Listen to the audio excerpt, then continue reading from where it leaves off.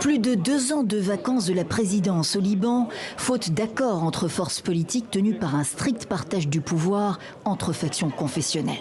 Par 12 fois, les tentatives d'élire un successeur au chrétien maronite Michel Aoun ont échoué depuis la fin de son mandat en octobre 2022.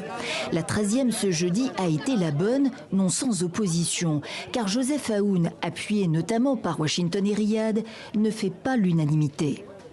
Vous voterez Joseph Aoun aujourd'hui ?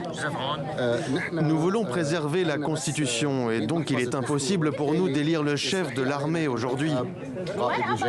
La Constitution interdit d'une part l'élection d'un haut fonctionnaire en poste au cours des 2 dernières années. Sur les bancs de la Chambre, où personne ne manque à l'appel, le premier tour de scrutin ne permet pas de dégager un vainqueur. 2/3 des voix sont requis sur 128 députés. Or, le Hezbollah pro-iranien et son allié chiite Amal ont voté blanc. Joseph Aoun. Il faut un 2e tour l'après-midi, précédé d'une rencontre entre représentants de ces 2 formations avec le chef de l'armée pour que la situation se débloque en sa faveur. Le Hezbollah, largement affaibli par la guerre avec Israël, s'est retiré de la course. Joseph Aoun, 99 voix. Vote blanc, 9 voix. Souveraineté et constitution, 13 voix. Chibli Malat, 2. Vote nul, 5. La présidence du Parlement proclame Joseph Aoun président de la République.